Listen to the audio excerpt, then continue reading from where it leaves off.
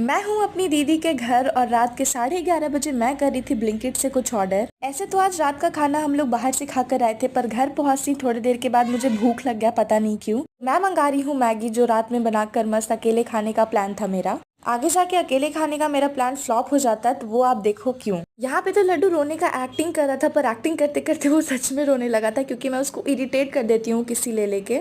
10 से 15 मिनट में हमारा ऑर्डर आ गया था और वो भैया को तो हमारा घर ही नहीं मिल रहा था, वो कहीं और ही चले गए थे। तो मैंने मंगाया था ये एक लेज, मैगी और एक आइसक्रीम भी अपने लिए। और अभी ऑलमोस्ट 12 बजने ही वाले थे, तो मैं सोची चलो अब बनाते हैं मैगी, क्योंकि सब कोई सो गए थे। और तभी मेरे को आवाज आया कि कोई तो उठा है, मतलब सच में कोई उठा था, कोई वॉशरूम गया था। और मेरे को यहाँ पे इस चीज का डर नहीं था कि कोई देखेगा मुझे बनाते हुए तो डांटेगा कि इतने रात को क्या कर रही हो, लेकिन डर इस चीज का था कि कोई देख के ये ना बोल दे कि अब बना रही हो तो हमारे लिए भी बनाओ। अब मैं मैगी बनाऊंगी थोड़ी देर में, और तब तक के लिए मैं खा रही थी आइसक्रीम, क्योंकि आइसक्रीम भी पिघल रहा था। मैं तो आइसक्रीम खाती ही साथ में लड्डू का तो मुंह देख के ऐसा लग रहा था जैसे वो बोला, बे यार क्या कर रही है, पेपर हटा रही है, चल खिलाना मुझे, मेरे मुंह में पानी आ रहा है। उसको पहले से सर्दी है, लेकिन वो इतने चाव से खा रहा था और मैं भी चुपचाप उसको खिला दे रही थी, वरना पता नहीं कब वो रोने लग जाता। उसके बाद मैं सीधा चली गई थी प्याज काटने, और प्याज काटते काटते तो मेरा आंख इतना लहर रहा था कि एकदम दिल से आवाज निकलता, अबे यार हट, मेरे को नहीं बनाना, सारा मैगी वैगी फेंक देने का मन किया मेरा। रात में अपने रिस्क पे तो मैगी बना रही थी, पर पता नहीं क्यों हर 2 मिनट के बाद मेरे को पायल का आवाज आ रहा था। मुझे पता तो है कि घर पे ही किसी का पायल का आवाज आ रहा है, पर पता नहीं क्यों मुझे चुड़ैल से डर लग रहा था। के बाद खिड़की के मिरर में मेरे को दिखा कि दीदी की सासू माँ उठी थी, जो किचन में ही आ रही थी पानी पीने के लिए। सास तो दीदी की है, पर पता नहीं क्यों मेरे को डर लग रहा था कि जैसे मेरी सासू और मुझे यहाँ देखकर मारेगी 2 थाप अभी। पर वो मुझे कुछ भी नहीं बोली, और मगी में मेरे से पूछ रही थी कि इतना रतिया को कोची बना हथीन, मतलब इतने रात को क्या बना रही है। और मैं उनको बता रही थी कि मैगी बना रही हूँ, और मैं जितनी बार मैगी मैगी बोल रही थी उनको अंडा अंडा सुनाई दे रहा था, पता नहीं क्यों।